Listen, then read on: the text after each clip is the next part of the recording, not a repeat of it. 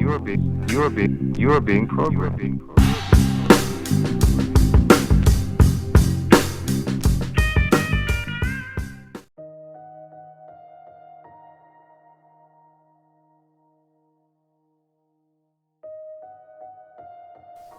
Have you heard of the Great Vowel Shift? It's the greatest reset ever happened, and no one knows. The Great Vowel what? I've never heard of that. Well, not many people have. It was hidden in plain sight.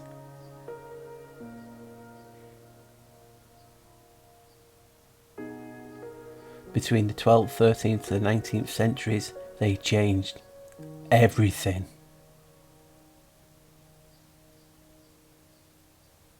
How we wrote, how we spoke.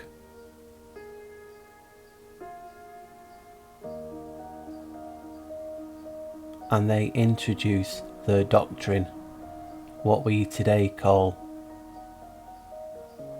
science.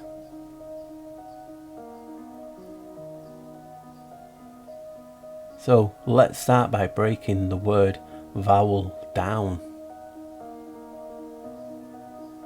Vowel becomes vowel, a vow to God.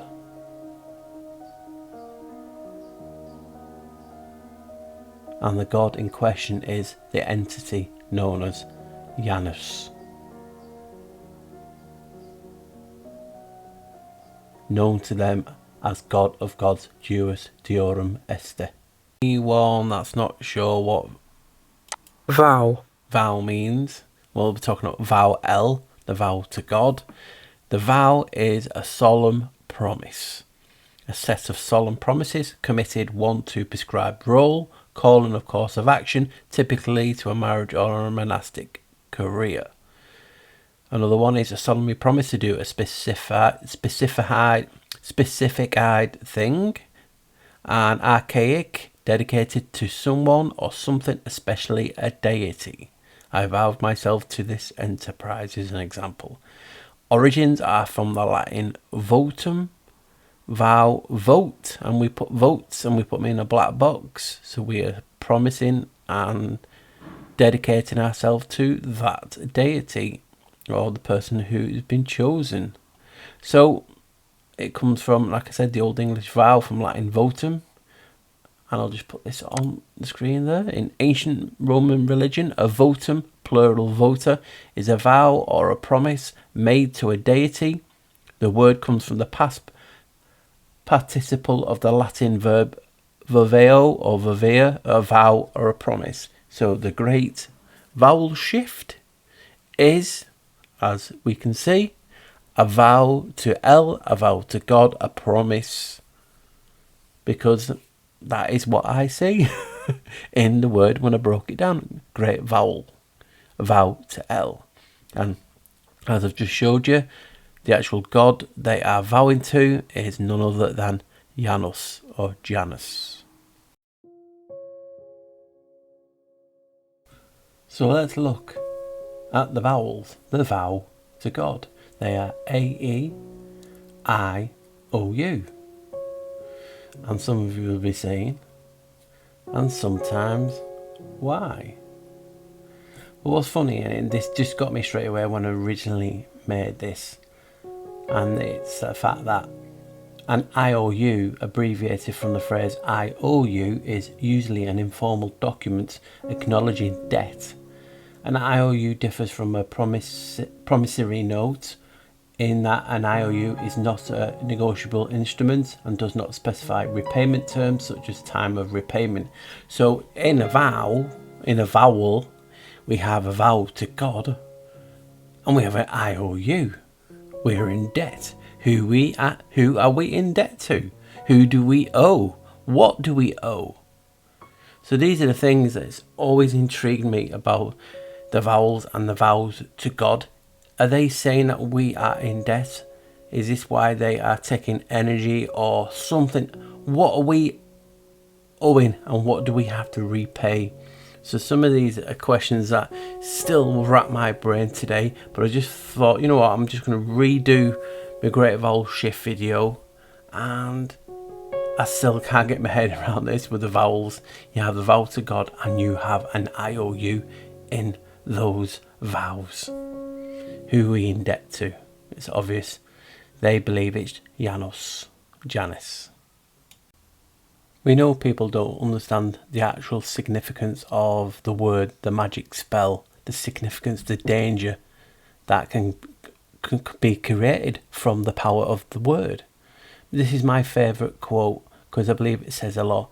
The real secret of magic is that the world is made of words, and that if you know the words that the world is made of, you can make it whatever you wish. Terence McKenna. But just look at the world. The world. Word. World. There's an L missing. L. Well, you only have to put an E in front of it. L is a god. So you can just see the significance even in the word, and world. So we just have to be vigilant on how we speak. I mean, I try and watch what I say. Don't say too much curse words. I mean, I've done the video on curses, as you guys know, but the significance, just how we speak, is forgotten about, and people will say the Great Vowel Shift. It's only a bit of a change in pronunciations and things like that. They just don't understand the significance that this period in history has, what has happened in it. And this is, in this video, I'm going to be highlighting just how important this period in history actually is, and why the ramifications of it being the greatest reset no one knows. So the Great Vowel Shift was a major change in the pronunciation of the English language that took place in England between 1350 and 1700. Well, as you can see from the little picture I've just shot on the screen, people are even arguing about that date. So it goes from about the 14th to about the 18th and 19th. So roughly, give or take, about 500 years in history, as you can see. And it was first coined by Otto Jefferson. Because the English spelling was becoming standardised in the 15th and 16th centuries, the Great Vowel Shift is responsible for many of the peculiarities of English spelling. So this is where I want to cover it. In this time period, they changed everything. Languages are spells, and we are casting them daily. So if you're changing the power of the spell and who they are vowed to, it means a lot. The values of the long vowels from the form the main difference between the pronunciation of Middle English and Modern English, and the Great Vowel Shift is one of the most historical events marking the separation of the Middle and the Modern English. Before the Great Vowel Shift, these vowels had consonantal values, much like those remaining in Italian and liturgical Latin. However, during the Great Vowel Shift, the two highest long vowels became diphthongs, and the other five underwent an increase in tongue height, with one of them coming to the front. And if you don't know what a diphthong is, if I've even pronounced that right, I'll just briefly give a description of that. A diphthong is a vowel sound in which the tongue changes position to produce the sound of two vowels. Diphthong is a single sound produced when two vowels, one dominant in duration and stress and one reduced in duration and stress, are paired together in a sequence. So that is basically a quick, technically what they actually saying is the reason behind the Great Vowel Shift. And now coming up is all what I interpret all what happened in this period that I call the greatest reset ever. So, according to the story, a united human race in the generations following the Great Flood, speaking a single language and migrating eastward, they agree to build a city and a tower tall enough to reach heaven. God, observing the city and tower, confounds their speech, so that they can no longer understand each other, and scatter them around the world. What a better way to reset a population, a populace, than to change the language. It's proven. If you're not united, sharing a common goal, you're not speaking together, the communication, it creates division, obviously. So what a better way than to change the language? And this is what the Great Vowel Shift did. It was a vow, the vow to God. They changed the vows to another God. They IOU'd all of us. Now, in this video, you're going to see everything. I'm going to put loads of videos and content in it just to show you how significant this period really was. So as we know, Tower of Babel was the first start of a reset in language terms. According to the Bible and whatnot, the God, whether it's the big G or the small g, didn't like the fact that there was one language. So he destroyed Tower of Babel, and hence from that point there was more than one language. See, it's easy to forget about language being controlled as a reset, but it always gets to me about obviously Tower of Babel and then the word Babel. Mid 13th century, to prattle, to utter words indistinctly like a baby, akin to other Western European words for stammering and prattling, which I do a lot of, attested from the same era, some of which probably were borrowed from others, all probably ultimately imitative of baby talk. The Greek, Latin babulus, babble, Greek barbaros, non-Greek speaking. No direct connection with Babel can be traced through association with that may have affected the senses, meaning to talk excessively is attested from 15th century. So you have the 13th century and the 15th century. If you went down, Babel, 15th century. Can you see me point? This is an etymology online. Now, all etymology you will find will start at the 12th. You'll get the odd 11, but the most is the 12th and the 13th and onwards, because it's that period of the great vowel L shift. You can see if we move down, psychobabble, obviously that's an early one, 1976, babbling 1400, and it's associated with one with 1580, bobbin 1520. You can see my point, babe 14th century. All the words got changed, and that's why all etymology will start at the same period. Let me just demagnify so I can show you something. I'll just get back to 100%. Trending words. We'll just use the trending words, and then that way it's fair. You can see trending words here. Number 1, apple, and the first date that you'll come across, so I don't want to read it all out, is 1340. And then if you come back, apple of discord, 14th century. So you can just see the words 1340, 14th century, the word, and you will see, can we find a date? Oh my god, that 1550. Word, 12th century to utter, 1610 to put into words. So you can just see again, nice, 13th century, family, early 15th century, human, mid 15th century, and belonging to man, 12th century. So you can see in that date again. Mother, I can't see a date anywhere. That's 16th century, Mother Nature, 16th century, Mother Earth. Like I said, I'm not going to read them all. Mother, early 15th century, intransitive, to be a mother. So 15th century again. Data, 1640. Cross, Old English cross. Let's find a word. This might be it. There you go. 12th century, and invention of the cross, 14th century. So again, from that period. Jack, 1650. Jack tar is, that's interesting. Jack tar, sailors.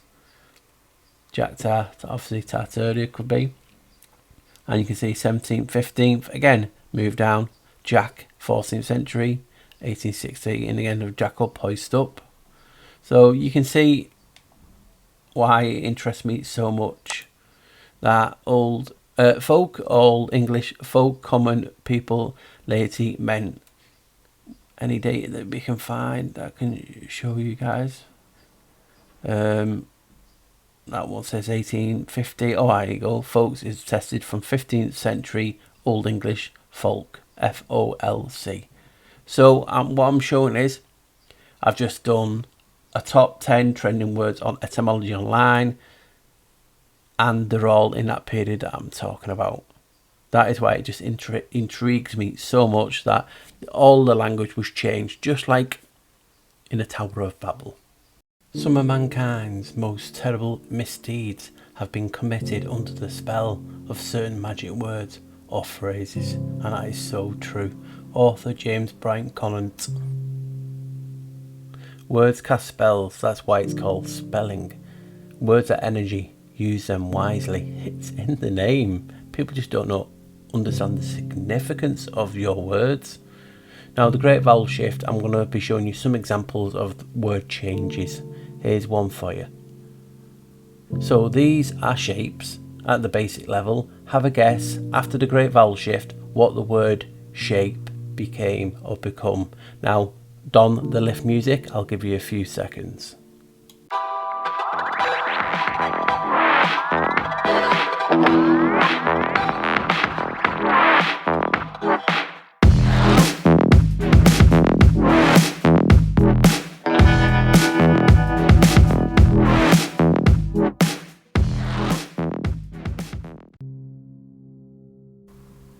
That's right. Shape becomes sheep. Okay, here's the next one coming up now. Let's reverse it. What word vowel shifted to booth? Okay, don the lift music.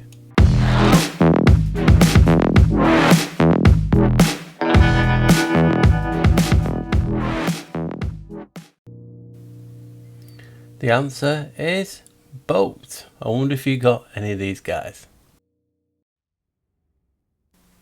In no particular order, let's look at what they call breakthroughs in this period, and this will just show you how deep this really is. So the Great Vowel Shift was a changing of the vowels to God.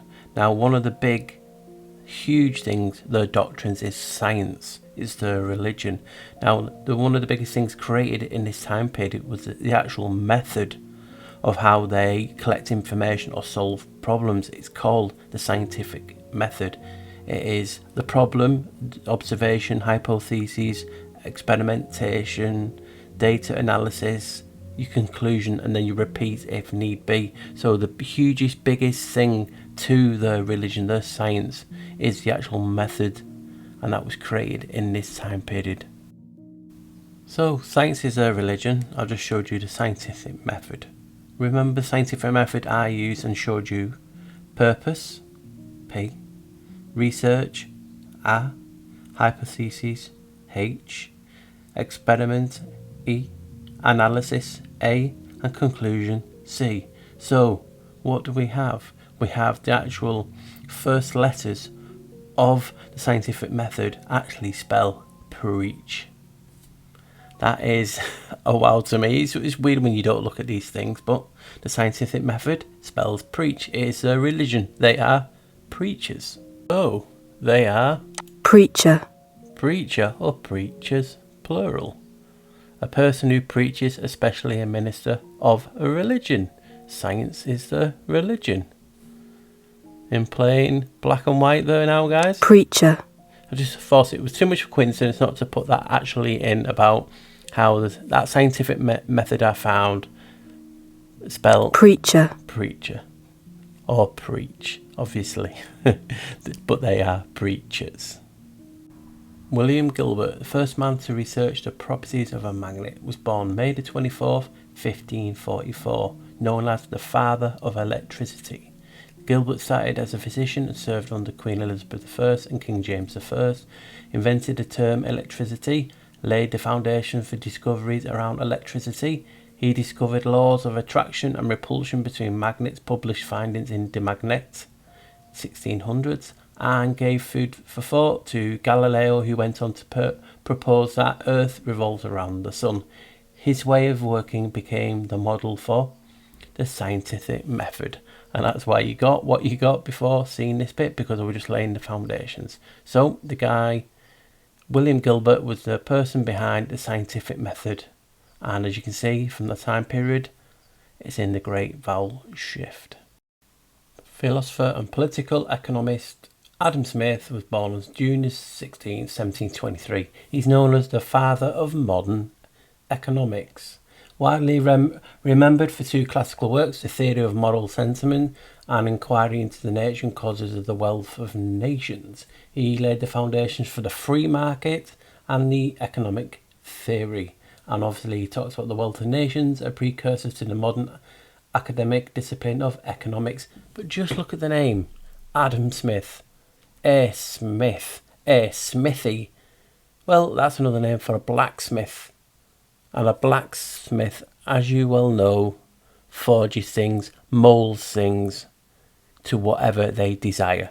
I just thought that was, whoa, too much of a coincidence. That the father of economics, a smith, a smithy, a blacksmith, and a blacksmith molds things and makes things into whatever they desire.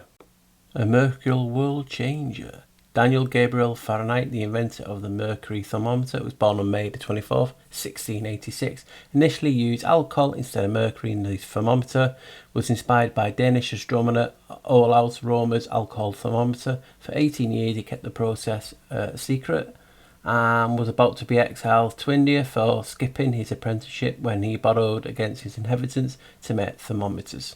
And obviously we used the mercury and the thermometer and Fahrenheit as a gauge of the temperature, so it shows you how important it is.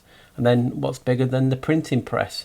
In 1440, German inventor Johann Gutenberg invented a printing press process that, with refinement and increased mechanization, remained the principal means of printing until the late 20th century. The inventor's method of printing from the movable type, including the use of metal molds and alloys, a special press and oil-based inks, allowed for the first time the mass production of printed books, their spells, their doctrine and their indoctrination, which was carried over with the actual changing of the model of this realm.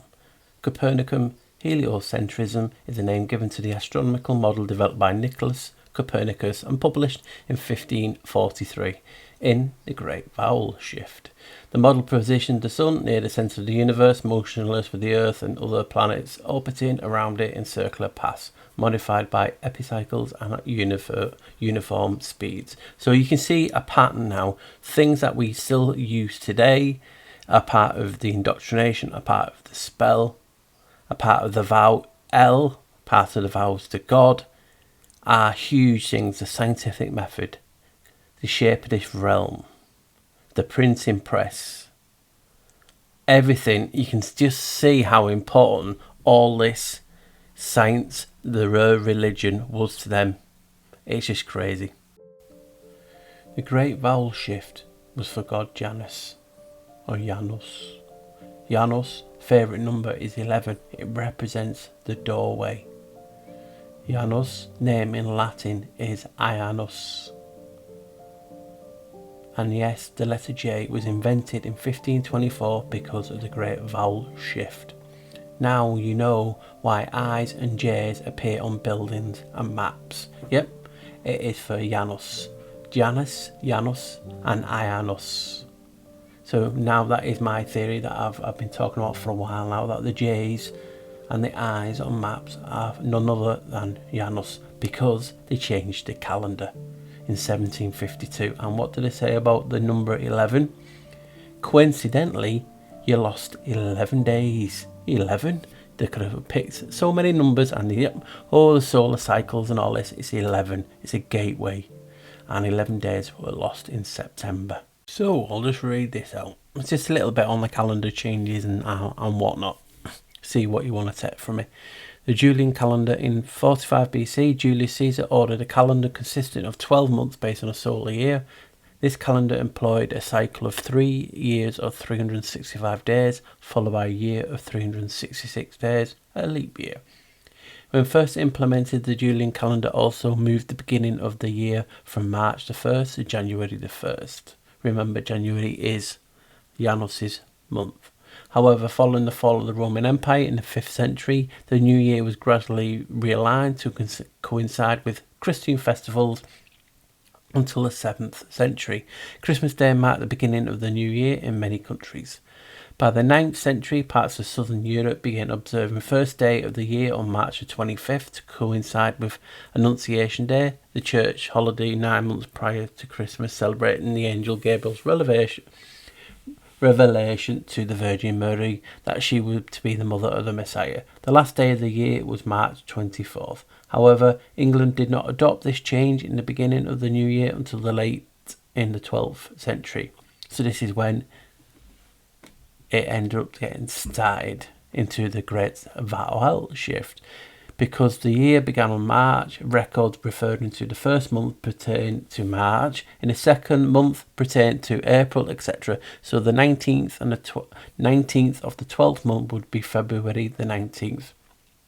In fact, Latin, September means 7th month, which I forgot. October means 8th month, November means 9th month, December means 10th. Uses the numbers rather than the names or months were especially prevalent in Quaker records. The Gregorian calendar. During the Middle Ages, it began to become apparent that the Julian leap year formula had overcompensated for the actual length of the solar year, having added an extra day every 128 years. However, no adjustments were made to compensate. By 1582, seasonal equinoxes were falling 10 days too early, and some church holidays, such as Easter, did not always fall in the proper seasons. In that year, Pope Gregory XIII authorised, and most Roman Catholic countries adopted the Gregorian or the New Style calendar. As part of the change, 10 days were dropped from the month of October, and the formula for determining leap years was revised as only years divisible by 400, e.g. 1600, 2000, at the end of the century would be leap years. January the 1st was established as the first day of the new year. Protestant countries, including England and its colonies, not recognising the authority of the Pope, continued to use the Julian calendar. Right, double dating. Between 1582 and 1752, not only were two calendars in use in Europe and in most European colonies, but two different starts of the year were in use. So you can see how the head-wrangling this is if you look at this in history when people are dating shit, because it's all over the place. Although the legal year began on March 25th, the use of the Gregorian calendar by other European countries led to January the 1st becoming commonly celebrated as New Year's Day, Janus's Day, and given as the first day of the year in the almanacs. To avoid a misinterpretation, both the old style and new style year were often used in English and colony records for dates falling between the new year, January the 1st, and the old new year, March the 25th. A system known as double dating, such as dates are usually identified by a slash mark, breaking the old style and new style. For example, March 19th, 1631/2. Occasionally, writers would express the double date with a hyphen. For example, March 19th, 1631-32. In general, double dating was more common in civil than church and ecclesiastical records. So you can just see how history is just one big mess. Changes of 1752. This is when the main act came in to change the calendar. In accordance with 1750 Act of Parliament, England and its colonies changed calendars in 1752. There's actually riots, I believe. By that time, the discrepancy between a solar year and a Julian calendar had grown by additional day, so that the calendar used in England and its colonies were 11 days out of sync with the Gregorian calendar in use in most other parts of Europe. Remember the 11 for Janus's number?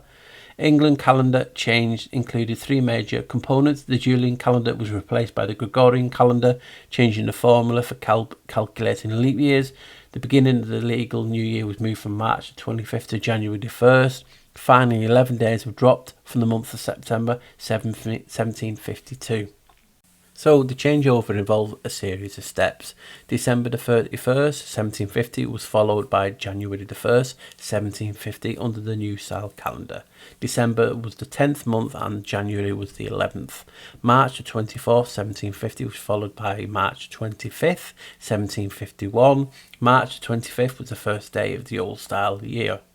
December the 31st, 1751 was followed by January the 1st, 1752. The switch from March the 25th to January the 1st as the first date of the year. And then September the 2nd, 1752 was followed by September the 14th.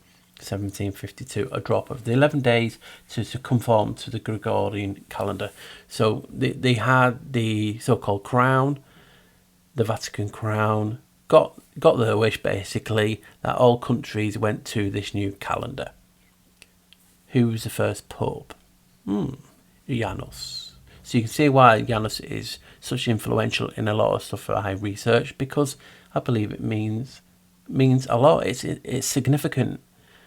I don't believe Janus is one thing. It's the entity, it's the name that they're using. And this just shows you, yes, it was in regard to the 11 days of the out of sync with the rest of the year, but 11 days. Surely they could have chose another day. I know it was with a solo and this, but in it, coincidence that his number keeps popping up and the moving of him being the first day of the month.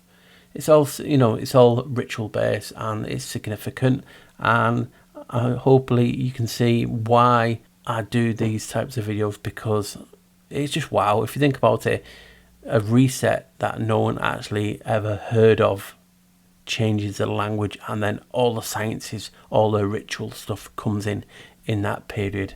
It's just mind-blowing. The King James Version, the KJV, also known as the King James Bible, sometimes as the English version of 1611, or simply the Authorized Version, is an English translation of the Christian Bible for the Church of England, commissioned in 1604 and completed as well as published 7 years later in 1611. Notice the years, guys. Yep, it's another one that's been done in the Great Vowel Shift period. So I'm telling you about the science and how science is religion, and the changing and authorizing translations of the Bible to be released. I'm not saying it's a good or bad, I'm just showing you the facts that I have found, that this was released coincidentally in this period. So it got me thinking, dangerous, I know guys, but remember that IOU from the vowels I mentioned before? Who do we owe? Well, if you remember, in 1302, so it's in the same time period that I'm talking about, the church basically claimed our souls. It was called the Unum Sanctum, and it was Pope Boniface the 8th, and he's basically saying he has the authority over all people's temporal as well as spiritual authority. Every human creature is to be subject to the Roman pontiff. Now, what's interesting is, again, the great Vowel shift to Janus, who was the first pope. Yep, if you followed me for a while, you'll know. Like Noah's Ark in the Old Testament, the ship on ancient coins of Janus was held by Christians to foreshadow the symbolic ship of the Christian church. And Janus, who is Noah, chose to settle opposite Rome on the left bank of the Tiber, prefigured St. Peter's association with the Vatican, because Janus was the first Pontifex Maximus. He was also in effect the first pope, and Peter his successor. Peter's keys preserve Janus Noah's ancient association with doors. And it's not like they have any significant rituals for doors at the Vatican. Cough, cough. It's crazy, guys, and you can just see the connections that I'm throwing up on how the door is significant, because they still do the ritual today, and they seal it up, and it only opens every 25 years or even less. It's up to the Pope, really, on a really special occasion, and it's the Holy Door, Peter's Holy Door. Yet Peter is Pater, Greek for father. The Pope is known as the Father. Janus's other name is Ioannis Pater, Peter. So you can just see the connections all there, linking everything and everyone together. So guys, instead of just having picture after picture with the breakthroughs, I thought, I'm going to read them out, because I've done a few, and I won't read the dates because obviously it's in that date period. You can see it on the screen. I'll just read out what the actual discovery is, and you can just see how significant it is, because it's in this time period and we still use all this science today. William Gilbert, we know of, the earliest record optical telescope Johann Kepler, first two laws of planetary motion, Galileo Galilei, Sidious Nunicus, telescope observations.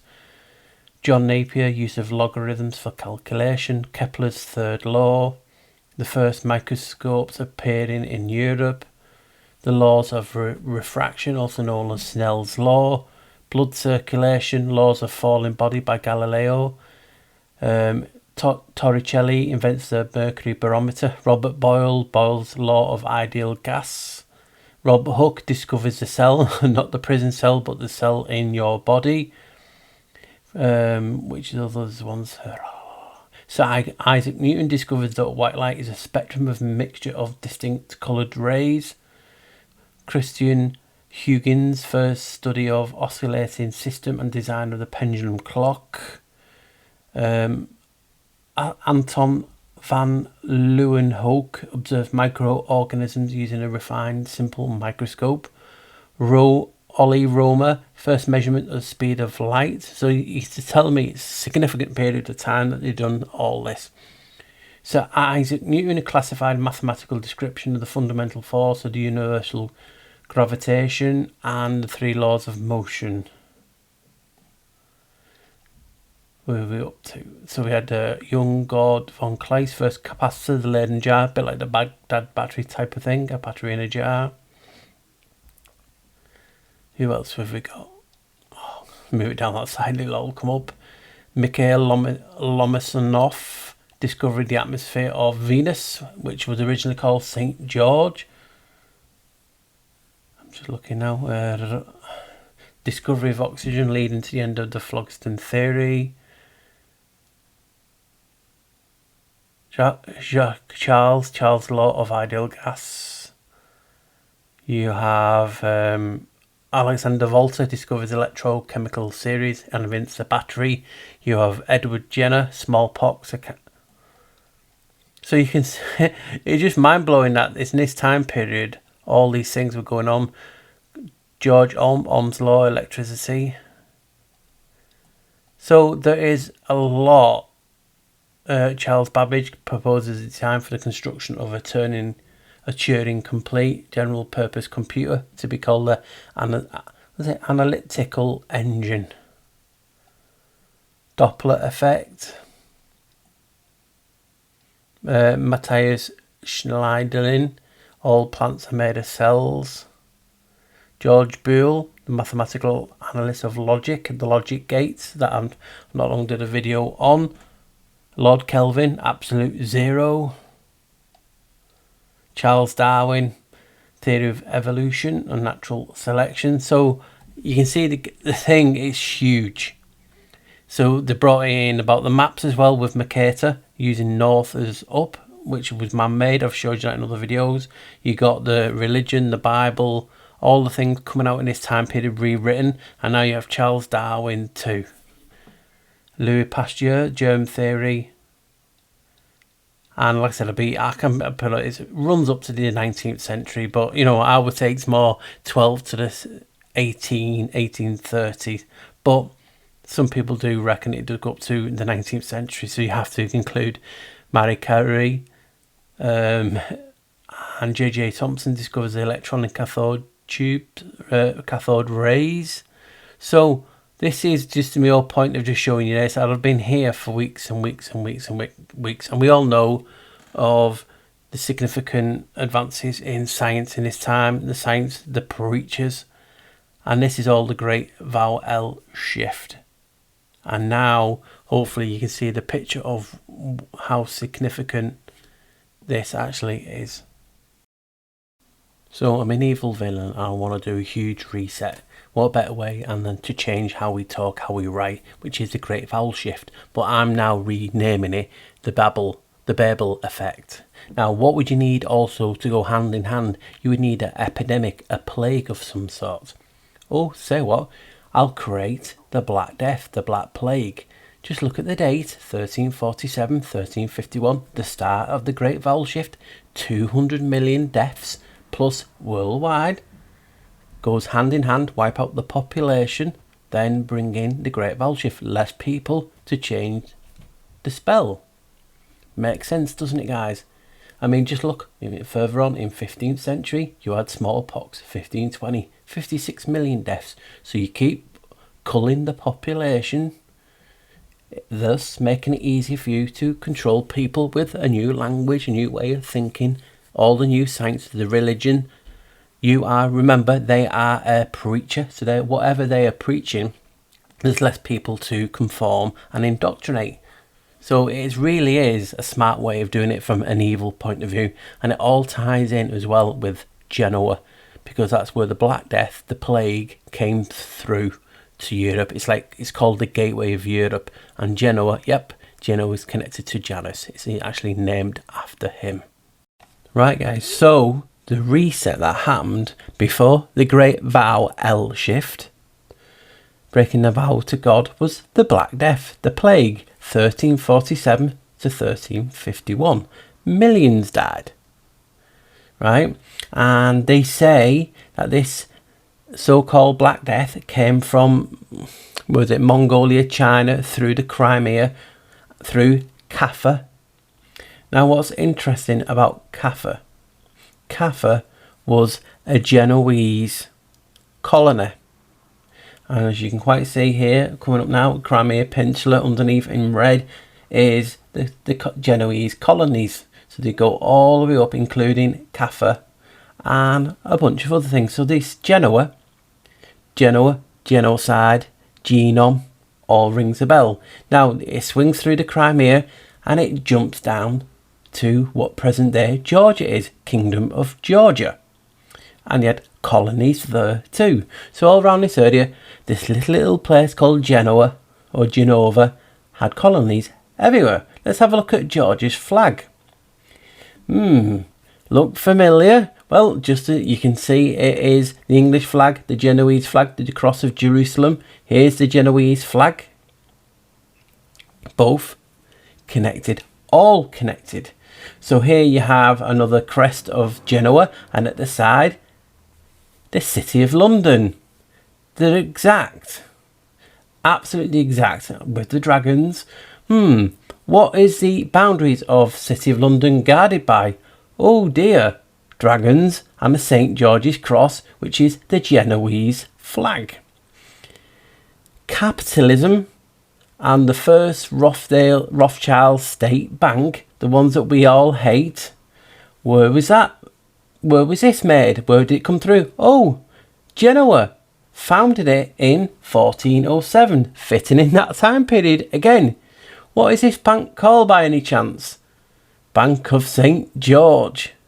So genome, Genoa, genocide, that term to kill, to wipe out, to reset is named after St. George, slaying the dragon. But isn't St. George from Turkey? That's what people are saying and maybe typing in the chat as we speak. But wait,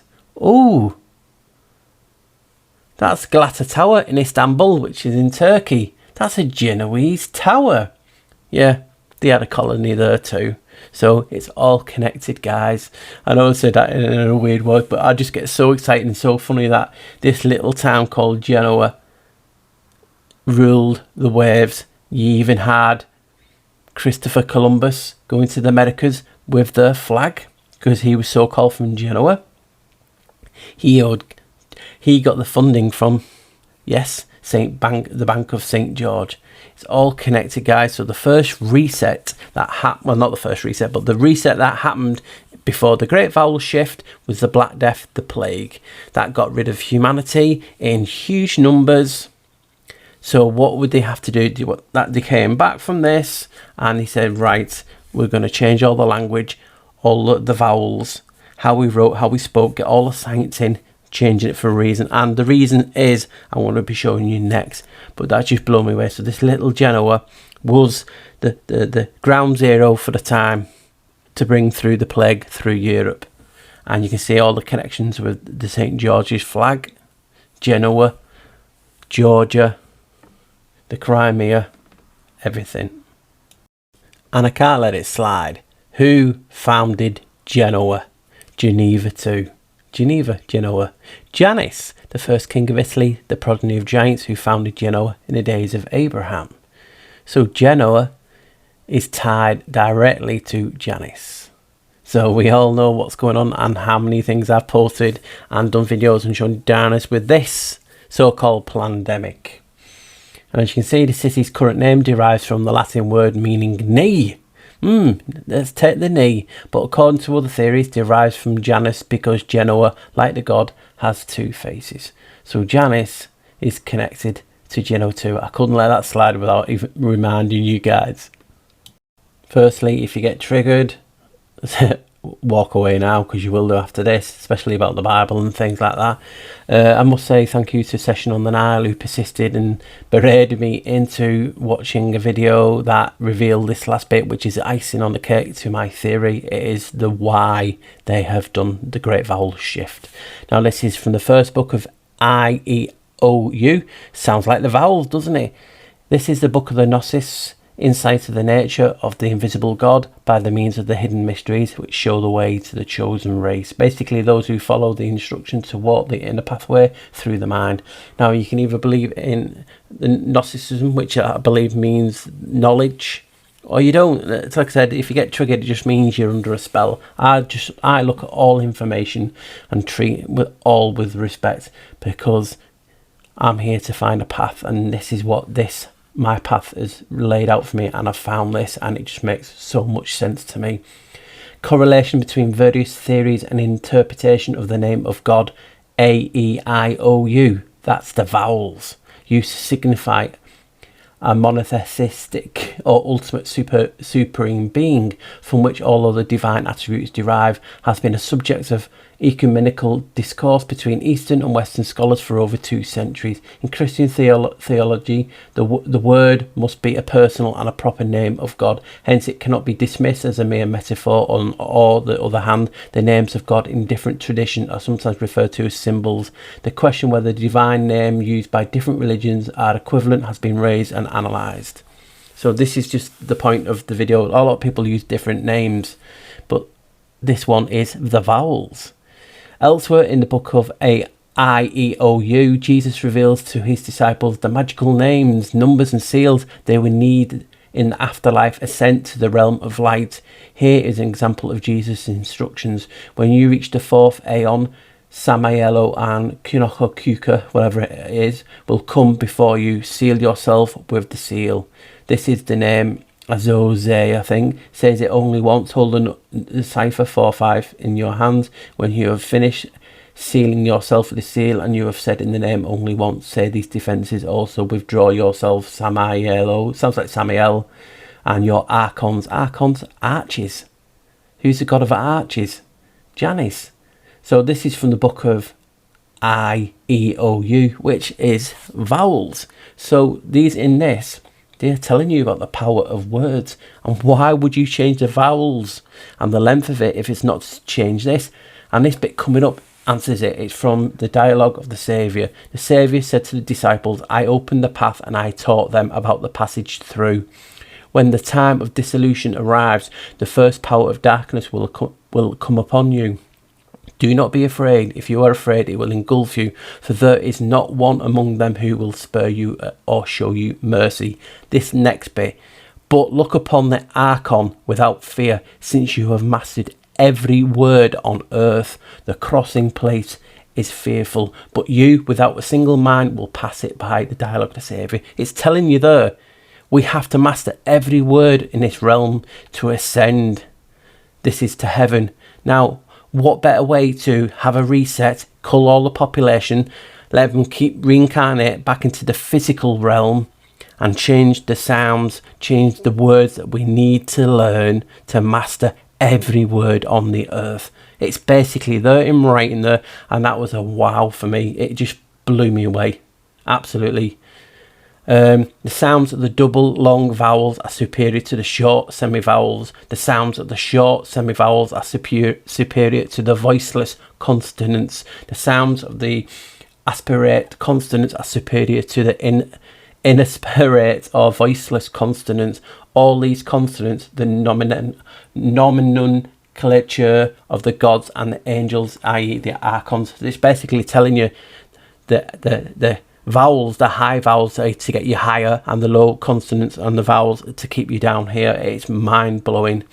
And this is from the Gospel of the Egyptians. It says, the word who came forth from the silence, he whose name is an invisible symbol, a hidden invisible mystery come forth. And that's his name. So according to this book, it is I-E-O-U-E-A-O. So it's I-E-O-I-O. Now, if you was a masterly villain and you wanted to keep the souls, the spirit, the energy in this realm, in prison, in the cells, what better way than to change how we spoke, how we wrote? Then you will not master every word that you need to pass through the different gates, the different doorways, because I believe there's 7 and an archon guards each door, and you have to know his name and the secret names, and if not, you can use the sigils. So this just blew me away, and this is just answered why they brought the great vowel shift in, to stop us from ascending. Like I've been talking in my videos, to stopping us from ascending, they've changed the vowels. Right guys, just a little bit more and then I'm going to be going to my thoughts. And this last bit I found here, you can say a vowel as long as you have breath. Breath is spirit. Consonants stop the air flowing through the vocal tract. The vocal, the voice of God. You might be wondering, why is he showing a dictionary for the word device? Device. Well, I'm combining 2 videos now. I've just redone this video that you saw so far from an old video. That's why it looks particularly different, and I've included it's more better fit and it flows better. But in another video I did on the vowels. Now what if I could tell you that the vowels A-E-I-O-U were coined as a device? That would now make sense. A Holy Roman Empire, and I'm going to show you clips from my old video now. He coined that the vowels were a device. So let's have a look what a device actually means. A thing made or adapted for a particular purpose, especially a piece of mechanical or electronic equipment. A measuring device is an example used. But let's look at it again. A thing made or adapted for a particular purpose. The vowel shift was purposely brought in to do what I said in the title. The Babel effect. It is there to divide after a huge biological reset in the plague, to bring in their doctrine, their science. So it's a device made. Easier, makes us all divided, and we're easier to conquer. Another example, a bomb or other explosive weapon. Words can be weapons. A piece or portable electric equipment that can connect to the internet, such as a smartphone, tablet or laptop computer. We call our phones devices, and they do certainly divide us. A plan, a method or a trick with a particular aim. A form of words intended to produce a particular effect in a speech or a literary work. A-E-I-O-U being labelled as a device. Honestly, you cannot make this up. As I say, a drawing or design, an emblematic or heraldic design. The design or look of something. And as you can see, the origin of device comes from the Latin dividere. Sounds like divide. Latin divided. Device. Divis or devis comes through device. And that says Middle English, divis or device, based on the Latin divus, divided, from the verb dividere, the original sense of the desire or intention, found now only in leave something to their own devices. So there we go guys. Now what's coming now is just clips from the old video called The Device, which is actually showing you that the Holy Roman Empire and King of the Holy Roman Empire quoted that the A-E-I-O-U was a device. Now that puts into fresh what the F. Now I've showed you that the Great Vowel Shift was an event to disperse the population, to end any coming together of languages or understanding after the plague, after the smallpox, and then now there's a king actually of the Holy Roman Empire in the Great Vowel Shift period at the beginning, coining the vowels as a device. Now you can just see, guys, and how big this is and how has it gone unmissed. And this is why I love doing what I do, just bringing all these things together, connecting it in my own way. You either believe it, take it on board as information, or discard it, whatever you guys want to do, but it's still new and pertinent information for me because it's looking at things differently. People are talking about mud floods and everything else as a reset, yet resetting the language, like in the Tower of Babel sense, is a bigger device, a bigger reset for me. Right, guys, this is Frederick III. He's a member of the Habsburg family. He became the king of Germany and the Holy Roman Empire emperor in 1452. His motto, his monogram, his device was the vowels. And we know, you're just seeing what the device means. So if I'm talking about the Great Vowel Shift and then the Holy Roman Empire emperor in the beginning of the Great Vowel Shift, where we changed the vowels to L to change it to another god, we have a king, an emperor coming out with A-E-I-O-U, and he's calling that a device. Now the vowels is obviously how we speak, so if we change how we speak, you are dividing and conquering the people under you, because if you can't talk to each other, how are you going to stick together?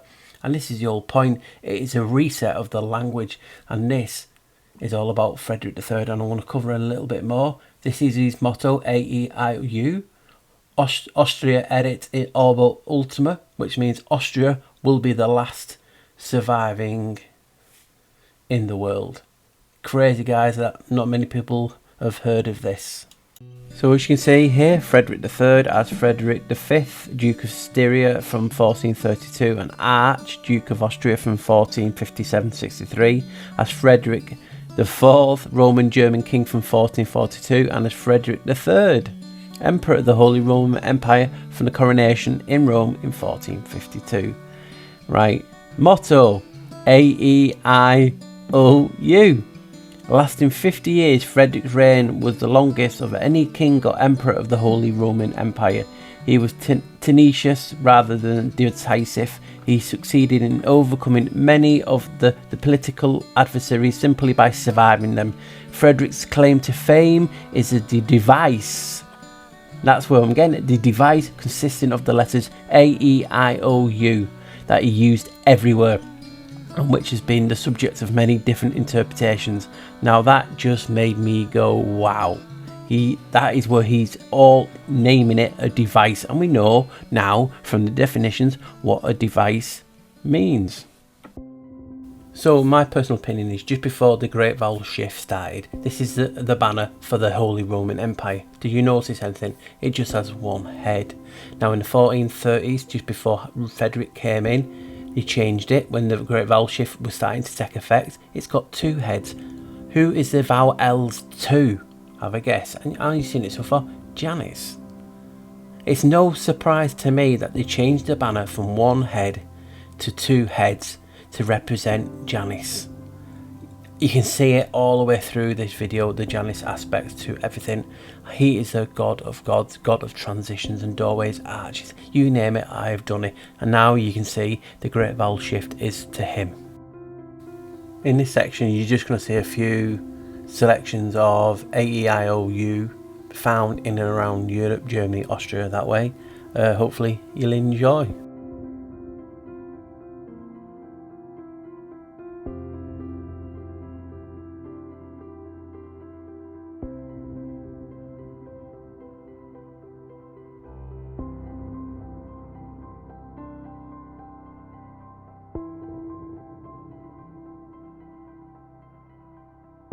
Here's a famous pic of, or monogram of the Swabian League. It was basically a mutual defence force, peacekeeping force, to keep, the imperial estates in check.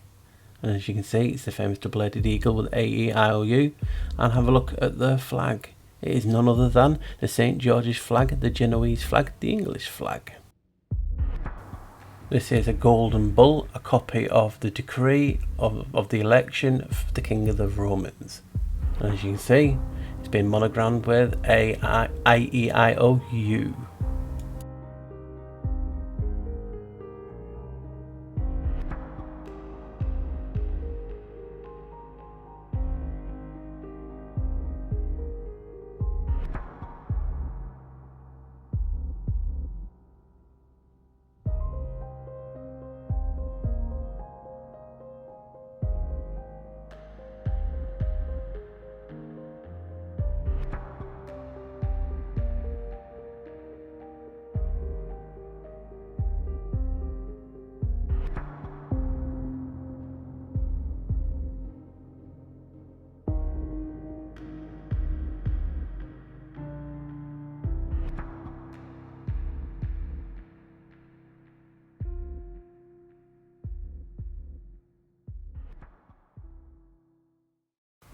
So here's the Habsburgs. Because I've briefly been talking about, I want to show you a weird, funny connection. Right? As you can see, they're very, very famous for being interbred. And I mean like deliverance style, banjo style of interbreeding. They had a famous jawline, chin. It's called Habsburg jaw. And you can see it all through Europe. It's prolific. They all look the same. It's like someone's photoshopped the same face in different bodies. It's that weird. Anyway, there's a picture coming up now, and it just reminded me of someone. I'm not saying they are in this family, but there you go. Who did one of the Habsburgs look like? Anyway, it's connected to our devices. Now that Habsburg I just showed you there, who does it look like? Now we use social media, Facebook, Twitter, you name it. Can you name a famous person who is social media and looks like a Habsburg? Now it's coming up now. Tell me this is not identical. I can't prove that he's from that line, but if you just look at from picture evidence, he is identical to the Habsburg. He even got the chin and the mouth. What do you think? Right, guys, you remember me in the last, well, not in the last video, the Great Vowel video, talking about how they use resets like biological weapons like the Black Plague, and how that then brought in tune the Great Vowel Shift, how they used it, kill the population, then change how they speak. You remember this, and this is just to tie in with this now. We know the corona's going on, and we know it's fake. The first royal to be named with coronavirus was the Austrian Archduke Karl von Habsburg. Yep, none other than the line that I'm talking about became the first royal in the world to be diagnosed with coronavirus, but insists he's fine and brands the illness annoying. He's the Archduke of Austria. He's head of the House of the Habsburg Lorraine, because obviously they merged with the Lorraine family. Confirmed news to Austrian TV channel, and describes the illness as annoying. It's self-isolating at home with a friend, dropping groceries at the door every 2 days. So it's, you know what I mean? Wow. The first royal is a Habsburg, they're so influential, and you've seen this. And you know what I've just said about the Black Plague, and how it's used in regard to the Great Vowel Shift and changing the language. We've seen various things where they're blaming the English language and songs and different words for spreading it. Look what he says further down. I'm not going to read it all, but I just want to show you what he says here. He insisted he is fine and branded the virus annoying, adding it's not the Black Plague.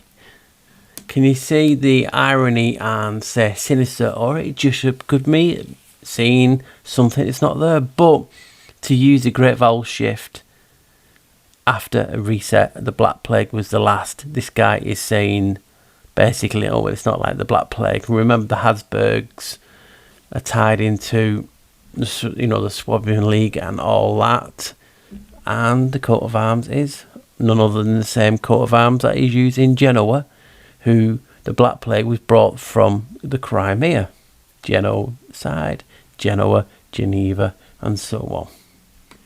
Very suspect that he had to say it's not like the Black Plague. So I just had to show you that, guys, the little weird connection of the first royal is none other than a Habsburg. So I wanted to include this bit with this section because obviously I talked about how the devices, the vowels. Just look at this. The first king of Sumeria was also the first god of Sumeria. He was a deified king named Ia. Oh, it sounds like AI. And he was known as Lord of the Flood or Lord of the Deep Waters. The name Ia served as the basis of god names from many other cultures, including but not limited to Yah, Iha, Yahweh, Yoveh, Jehovah, Allah, Janus, Ianus, Uranus, Uranus. Guys, I keep showing you how Janus is just an entity and it's another name. According to this, the first of them all was called Ia. Ianus, but it's also 2 letters out of the vowels, A-E-I-O-U, and this is I-A. Is there anything into that? I don't know, but I think I will show you a little bit more about it from another video that I did, showing you that all secret societies use the vowels in the symbolic hand gestures, eye gestures, and it blew me away when I found this, and I'm sure it's going to blow you away if anyone has not seen it already from an old video.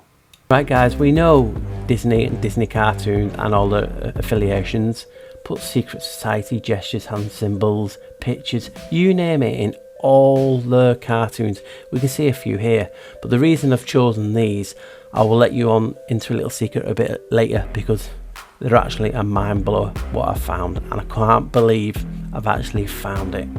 But as you can see, the hidden hand, the horns, the Y, it is right in front of your face in the cartoons. The hidden eye, the eyes in you know, they're actually going to town symbolizing these gestures. Now I can't go into too much because I don't want to, you know, ruin it for you later. But here, have a look at this. This is one of the recent movie pictures, Beauty and the Beast, the dual aspect. It looks like Baphomet, people are saying. Yep, it's Baphomet. But did you guys know who Baphomet is?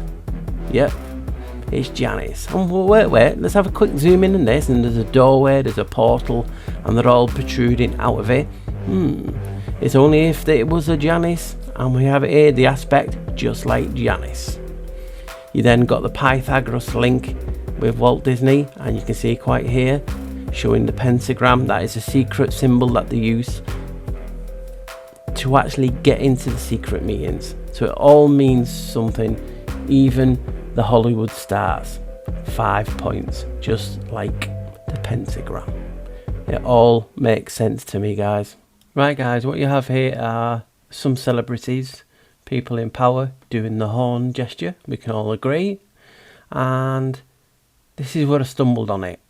I just looked really deep into it. So you can see, doing the horns, here's them from the cartoons that I showed you earlier. But if you look into the horns, and I'm talking about the A-E-I-O-U, look at the etymology. And I thought, I remember, if you turn the A around upside down, you'll have a good sense of the original shape and meaning. When it was introduced around 1800 BC, resembling an animal's head, which antlers or horns, the original meaning of the letter in ancient Semitic was ox, or like I just said, a horns, and that is for the letter A. So you can see my point, guys. Freemasons, masonic hand gestures, doing the horn symbol, and it's the letter A. So what you're seeing there above is hailing of distress. That's what they do when they're in distress. But there's various forms of it. As you can see, the next one is grand hailing salam. The sign is given by facing the Orient, leaning forward as if making a low bow, arms raised and extended palms out. And like I said, here you have it in some cartoons. So it could be, yeah, Paul, you might be right. It's just my opinion, this, guys. As you can see, arms out, raising. It's like a rejoice type of symbol. As you can see in the Disney films. Now we go on to celebrities doing the same. You can find so many doing it, and it could be what I'm saying, or it couldn't be. But you'll understand where I'm going from with this. It's just blown me away. So this is just a picture that I found to actually describe what we're actually seeing, and this is the E of 3,800 years ago, pronounced he in Semitic, resembling a stick with two arms and a leg meant to signify a human form. The Greeks flipped it around in 700 BC and it changed to the sound eh eh. But as you can see in number 1 and number 2, it's the rejoice symbol that I'm showing you. A-E-I-O-U, I've done A, and now we have E. 2 so far mnemonic symbols and gestures linking to the great vowel shift. Am I onto something yet, guys? So as you can see, the hidden hand, or the sign of the master of the second veil, as it says. But so far, the etymology of these words and symbols are A-E. What are we up to now? The hidden hand. As you can see, throughout history, world leaders, celebrities, as you can see here, the Beatles, doing the hidden hand. And then obviously we have Disney doing the hidden hand, as I showed you before. But the actual word, around 1000 BC, the letter I was yod, meaning arm or hand. The Greeks adopted the letter as iota, changing it to a vertical squiggle by 700 BC. I became the straight line we use today. So now we're on I. So far the etymology of AEI and possibly O and U, if I can find it, are all towards secret society hand symbols. Or could it be just a coincidence? Right guys, so we have the I symbolism here, and so far in the vowels we've had A, E, I, and we're on to O. O, well here we go guys, I'll show you. So all the different I symbolism that you can see, from celebrities to people in power. It's it's so deep, this. And people call it the Eye of Horus, the Eye of Providence. I mean, we even have the Black Eye and the Black Eye Club. I've done a video on that. Here's the image for it, please check it out. It's just about all different theories and one of my own on it. It's gone down really well. As you can see, Disney do the same with a triangle or just eye imagery in their cartoons and in their obviously normal production like series that they have. And as you can see here, the All Seeing Eye on, or Big Brother on the t-shirts.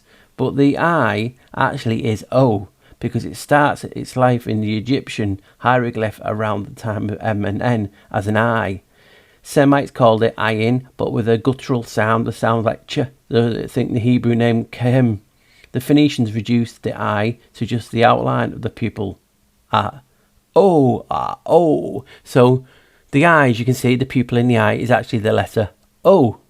So we have now O out the great vowel shift. And what were you saying to this, guys? I've done A, E, I and O, and both the Masonic and Freemasonry secret societies all do it. So now this is wowing me. Right guys, this is the Y symbol, and as you can see, they quite clearly do it in front of our faces. Not to be mistaken for the I love you, the sign language or the horns, because I believe they did that one intentionally. But I believe it derives from a few things. There's an ancient symbol that's been in this realm for seemed forever, the IYI. I've covered it so many times in my videos. You can see it. It's here, right in plain sight at the Vatican on the Holy Door. Janus. But anyway, back to the Masonic. You can see they just love this Y. And obviously, you know, I'm doing the great vowel shift in this, A-Y-I-O-U, and this is the letter for U. It was originally a Y.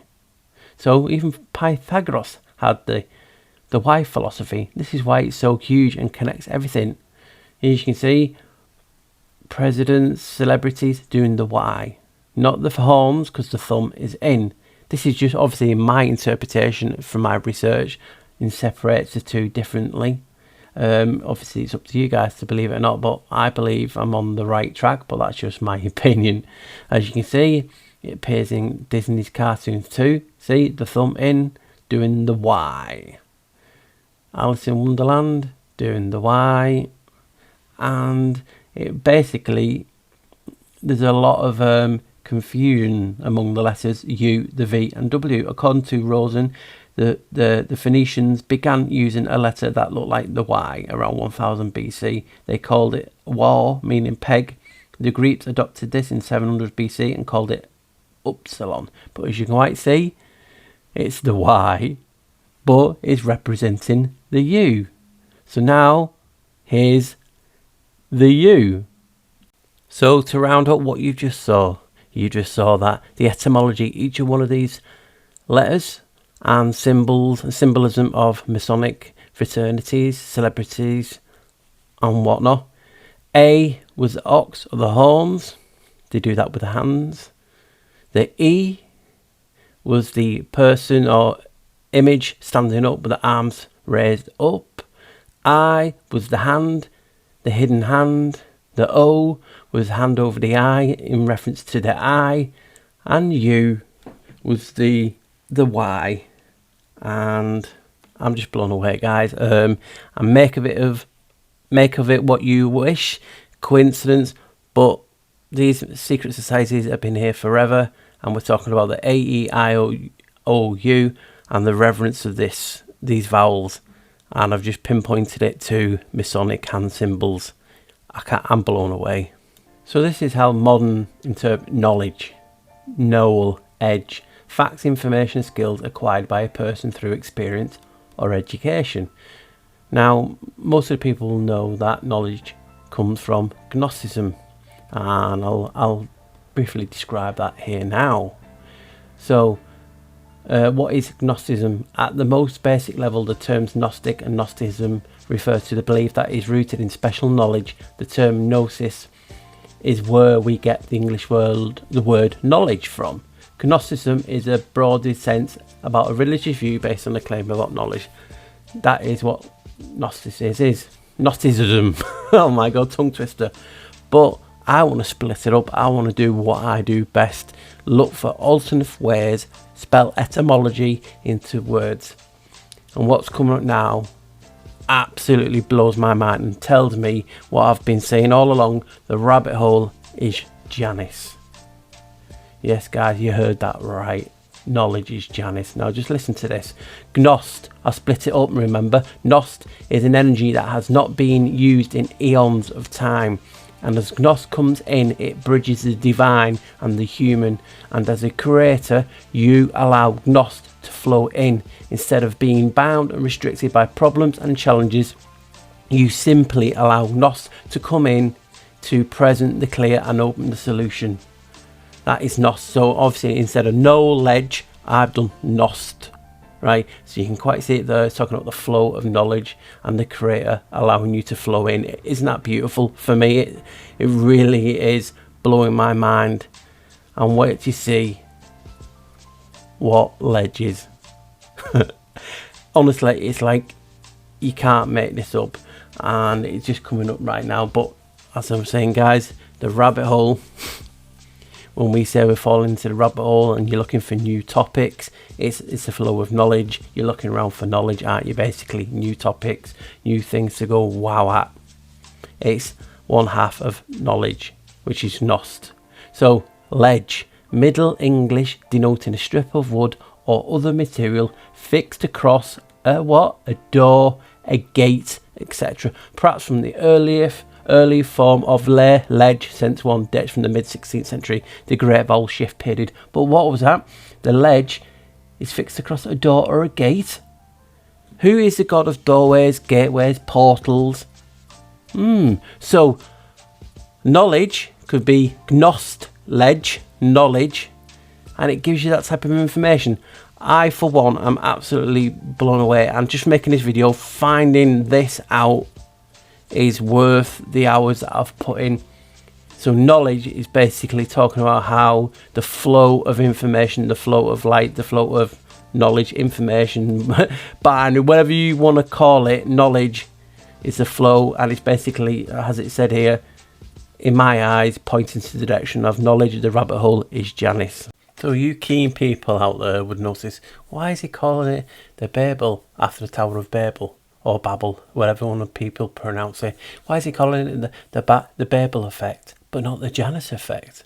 And I've even had this debate with my friend. Anyway, we've gone with Babel, but there's a reason why.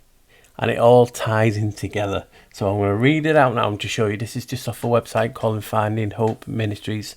A friend passed it to me a long time ago. Now it talks about, obviously, Babel and Babylon. So the mystery religion of, and you'll see why, and I'll highlight it when I get to it. The mystery religion of Babylon probably originated in the evil mind of Semiramis. Nimrod and Cush are also contributed significantly to its development. Mainly learned individuals have taught polytheism was the evolutionary forerunner of monotheism. However, polytheism began in the minds of Cush, Nimrod, and Semiramis, who heavily suffused the mystery religion of Babylon with human deification. Deified Cush was also revered as several gods of ancient mythology. Canaanites worshipped him as Bel or Baal, and he was their most important god. Baal worship was an abomination to God and the major factor provoking his judgment on the Canaanites and Israelites. The prophet Jeremiah spoke the word of God to the Israelites who had participated in Baal's worship. So you always mention the word of God. We're talking about the vowels, L's to God. Can you see where we're going now and why it's so important? Because people are talking about the word of God and we're talking about the vowels changing. Listen, I am going to bring a disaster on this place that will make the ears of everyone who hears it tingle. For they have forsaken me and made this place of foreign gods. They have burned sacrifices in it to gods that neither they, nor their fathers, nor the kings of Judah ever knew. And they have filled this place with the blood of the innocent. They have built these high places of Baal to burn their sons in the fire as offerings to Baal, something I did not command or mention, nor did it enter my mind. God executed that judgment shortly thereafter when King Nebuchadnezzar's Babylonian army destroyed Jerusalem.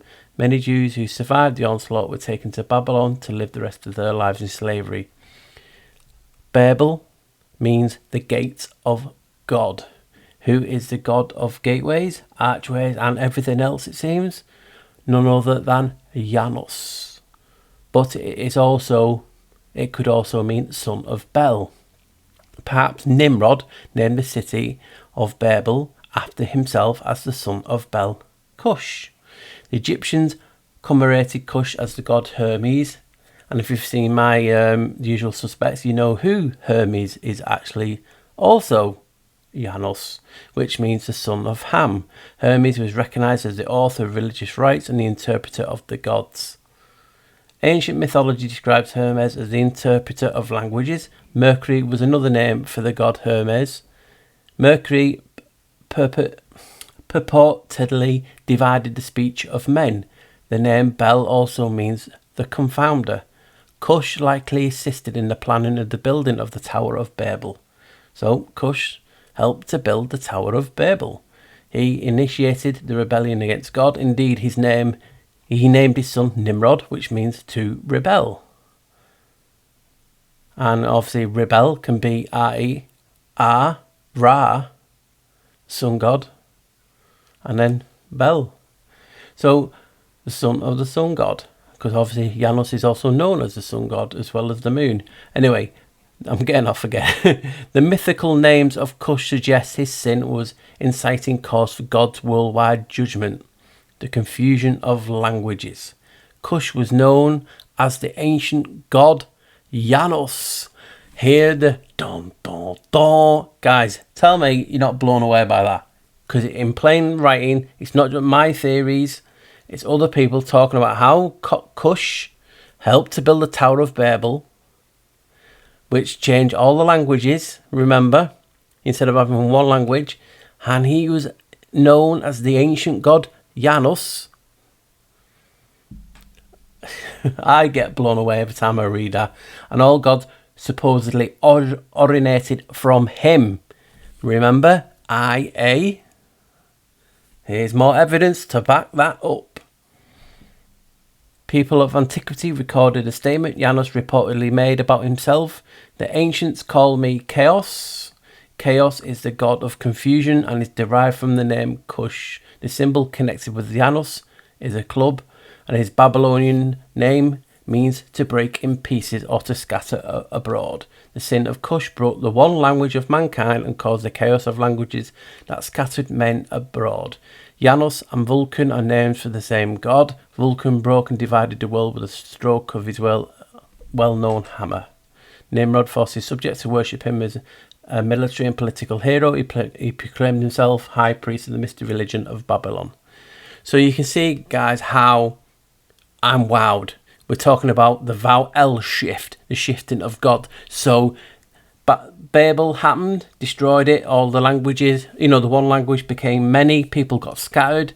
Then these, those, they, the elites, the Kabbalists, the evil, then did the great Vowel shift. They shifted from the Creator back to Cush, Baal, Janus, and all the other names this entity goes by. He's also known as the Demiurge or Abrascus. So you can see the names and why this is all significant, and I'm just wired about that. So, right, guys, I'm going to be getting to my thoughts now. Yeah, they call me the black sheep. You know they call me the black sheep. Hello, welcome. Right, guys. If you like the video, please like, subscribe, share it, get this channel back out there, because a lot of you are new to the channel. So only so many came over. We know YouTube like to not share and show comments, and we lost a lot of the flockers. So please, if you see anyone that you know and recognise in the chat, just please say, do you realise the channel's gone and he set up What the Flock TV? Please, it would be so much appreciated, because I want to get all the good people that we used to have a great chat back. So what do you think of the video? It is an eye-opener, especially if you've not seen it before, when there are a lot of channels and research going out there about having the Great Reset, mud floods, actually destruction, yet no one realises that the greatest reset ever was done to the language. It changed the word of the spells, it changed the vowels, the vow to God, the vowel, the vowels. Now it might seem insignificant, but this was mainly done to like the English language, the Anglish, and I think if I remember, was linked to a nightmare and a succubus. So it is compelling. And then when you tie into, they set up their doctrines in this time period, it's just crazy, guys, isn't it? It's just, you go, wow, yeah. Great vowel shift started from the 12th, 13th century all up to the mid 18th century to 19. They changed the language. We had the Spanish flu, we had the Black Plague, we had the smallpox. That culls and gets rid of the population. It makes the reset more easy, because if people can't communicate, just look like the Tower of Babel. If people got destroyed, the one religion or the one language, and there was many languages, it's hard to communicate. You divided straight away, hence the device. So this is all going to be all over the place, because it just comes into my head. So when I originally did the Great Vowel Shift, I came across the Holy Roman Empire using the vowels as a device. Now you saw the word of what the device actually means, and that sounds ominous. So if he's planting this A-I-O-U all over the place as a device and showing you what, it's like a weapon or a way to divide the populace, you can just see how significant it really is. I mean, we have, say, the 12th, 13th century. You then have the Black Plague, which I believe is a man-made biological reset. It was brought through from China, through the Mongolian, the steppes, through the Balkans, down and into the gateway of Europe, which is Genoa, which is named after Janus. You had Genoa, whose colonies are in Georgia, then moving up into Ukraine and up there. So it got brought back on the boats. So just like the title, genocide, Geneva, Genoa. It's crazy. They set up the first central bank as well in Genoa at 1208 or was it 1408? I can't remember the exact date because it's just a while since I've done them videos. But you can see my point, how significant this really is. You are a deadly arch nemesis villain TV thing and you want to get rid of the population. If you could change the language so they can't communicate, it was a good one. But if you get rid of a lot of the population straight away, you're saving yourself a lot of business because there's less people to indoctrinate. So that is, I believe, what's happened with the Great Vowel Shift. It is the reset. You look at all the doctrine and for like the scientific method, I know there's different ones spelled different ways, but the one I found spelled preach because they are preaching. It's a religion to them. And they brought in their religion to change the shape of this realm. They changed all the sciences. How we vote, how we read, how we write. It is, in an evil sense of way, bloody well done. And on top of that, people don't even know it existed. There's a lot of people I know, the Great Vowel what? And people talk about the mud floods. I mean, you look at Tartaria. If you guys are into Tartaria, I think, I forget the dates wrong, didn't it disappear in the Great Vowel Shift period, the late 18th, 19th century? 1918 something was the last time it was recorded. So that again has disappeared in the Great Vowel Shift. And all the sciences that I was talking about, it just absolutely blows you away. And I'm going to keep my comments really, really short, guys, because you'll be watching it for so long. And then if I go for another half an hour, it's just too long. Time is precious to you guys. You do so much good for me, and I don't want to keep you away from whatever you're doing. So originally I did the Great Vowel Shift, and then I did the device, which was talking about the Holy Roman Empire, and that's using the vowels as a device. Then I did the Disney A-E-I-O-U, Pythagoras, oh my, showing you how the Pythagoras and all them and Disney are tied to the Masons and how they use in their cartoons all the hand symbols, the body movements, the hand over the eye, all that stuff. And I can show you they mean the vowels. Now, when I found that from the etymology, A obviously is alpha, the bull as well, the ox. You're like, no way. And then I found the E, the I, the O, the U. To me, this is just another theory to go in. So when people are doing this in the secret societies, obviously they don't know the significance, but they're actually doing the vowels.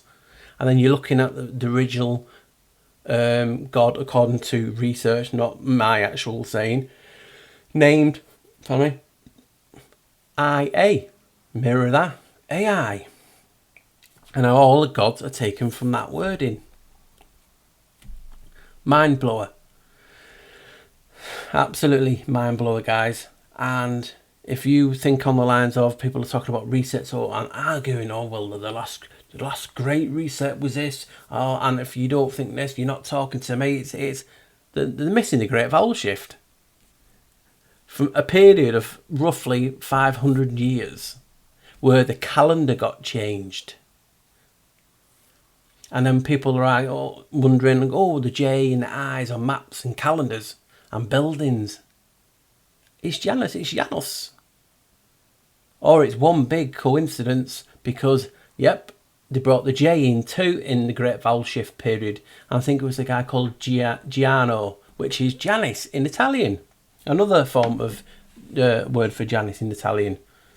So, come on. This is not too much of a stretch to say these secret society symbols talking the word to God. They don't know it. The higher echelons do. You have the Great Vowel Shift period. What they did is, right, they thought, how can we get, and control the masses, right? We'll bring in a biological weapon to cull the world. We'll bring that on our ships. Genocide, man-made biological weapon. And they brought it in through on their ships. Obviously, the town is the gateway. The city is the gateway to Europe. Wipe out the population. Then what do you do next? You need to change the language. You need to change because we did share a lot of the languages with Europe in regard to Latin and different things. So what better way to reset the population? And I know it's a big what if type of thing, but this actual event happened. It's not me making up the Great Vowel Shift. You can type in the Great Vowel Shift and it just say it's just a period in history in the medieval time from 12 all the way up to the 18th-ish where the vowels got changed. You break vowels down. Vowel, the vow to God. It's just mind-blowing. And then you have all the things, and then the bit where you talk about there is a God called AEIOU in regard to Gnosticism, and that talks about how people are being reincarnated back to this realm because they don't know and have not mastered the words of this realm. So if you've not mastered all the words, all the spells, and you don't know the passwords to get past the archons who defend the gates, who's the king, who holds the keys, the janitor, who is the janitor, Janus, Abrascus, the demiurge, whatever you want to call him, he has so many names. He has the keys, the frequencies, everything is energy, sound and vibration. So if he controls everything, he controls the flow, he is knowledge itself, the Gnostic, the energy that comes out of the ledge from the door. You can see the significance now of this entity that I've been so many times mocked. That is insignificant, and you should never mock anyone. If you don't see it, you don't see it. And that's the beauty of researching this channel. People respect a different opinion, and that to me is gold. It's just beautiful. It's like love itself. You can acknowledge someone's differences, but you still love how the mind works, and that's what I try and do on the channel. Try and promote that, and I can't do it without you guys because we've lost a lot of the flockers. So if you think about all that tied in, so if they want to reset, so they kill a lot of people off. And if you think about it, they cannot get to heaven. This is just hypothetical. Don't anyone triggered be, no! It's an emotional response. Just hear me out, because if you think differently, it just raises a few eyebrows. So if you want to get to heaven and you kill all the population off, all that energy, all them souls will be lost. So then what you're thinking about now is you got to get them back. So if you change the passwords on the doors, to the gates, you can get them all back, and it's like in a constant loop. And that is sad in a way, because we just want to go home in essence. And are we being forced to regurgitate our lives in different bodies, them harnessing the energy of us, or is it all self done by self because of things have happened? Like a great war happened and we're all in like the Matrix type of thing in a computer system, and it's self-regulating. Who knows? These are all deep things for other videos maybe. But it just gets you thinking how we talk about the arches in Tartaria topics. I've been crying out and telling people for years these arches are for energy and the flow of the energy, but the god who controls them is Janus. They're done to honour him because he's king of the arch. He's also the first pope, so that's why the unum sanctum. When I was thinking about, oh God, is it the reason the IOU in the vowels is because they own our souls? So that is just the thing. I mean, I know they don't, but they did write that spell. So you can see the way I'm thinking in this video, and I'm getting going again and getting me excited talking about this because it's just a fascinating topic thinking about. There is a great reset that no one knows, and it's a period of 500 years when everything changed. The sciences, even had Tartaria disappearing. Just makes you think. Secret societies doing hand signals and the symbolic nature of putting the hand over the eye and different things like that. Spells AEIOU. There's evidence to show you that there is God called AEIOU. So, what am I doing? Pardon me. So it's just a trippy, mind-bending, deep, mind-blown type of video when you put them all together and show that this period that I'm renaming from the Great Vowel Shift to the Babel or the Babel effect, because of the significance of splitting the one language up to create the many. And they've done the so-called role reversal. They split up people who are able to communicate, and they don't want to go to heaven, and they want to get the souls coming back down for the energy. They don't want to get past the archons, so they create a system where you've got to learn every word in this realm. Yeah, how can you learn every word in this realm if they changed how we speak, how we write, and indoctrinate the populace? And you learn their spells. Indoctrination, you're learning their spells. You're creating an online dictionary. You're creating a dictionary in people's heads where they understand what the curses that you're actually giving, yet they're not the words to get us through. And when you become enlightened, meaning people will call you in a community, you can call, I don't use the word woke, but if you become aware of your surroundings, you see the truth of how it is. You seem to get victimized because you're breaking the spell. What's the word now? Dyslexia. You have changed how you perceive the spell, and you cannot see it, so it doesn't work on you. And that's what I believe Mother Nature is doing. She's recalibrating humans to beat the system, to then break the spell and try and learn new words. And it's just beautiful, because when you tie that all in together with the Great Vowel Shift and what happened, you have the so-called elites, the Kabbalists, making the vowels a device, a method, a weapon. You then go straight into then the secret societies doing that.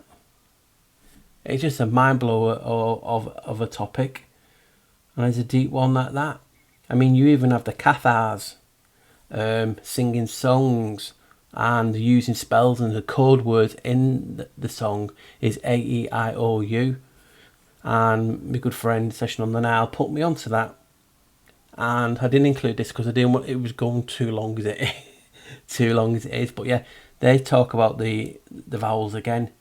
So it's just a coincidence that we have an entity creating all this called AI basically, and he's a set name that everything goes off, like the architect, the archons. Who's the god of the archons, the arches? The entity Janus. That's his Roman name, but it goes by so many names. Abrascus. He goes, so you've seen all the names that I have mentioned him before. And it's just a mind blower, guys, when you start thinking of different resets that happen, because people are all arguing and shouting and, oh, well, this is the greatest reset, this is the last one. We all want to try and outdo each other. But personally, I believe I found it, and I found it years ago. And if you followed the original channel, you'll have seen the Great Vowel Shift video, and then the device video, and that was talking how it was a device. But to me, finding out that they changed the language, they changed how we speak. Why did they have to change how we speak? Because it's a method of reset. They just killed the population, 200 million plus, with a Black Death. So then whatever's left, I changed the language and making it harder for people to communicate and to travel.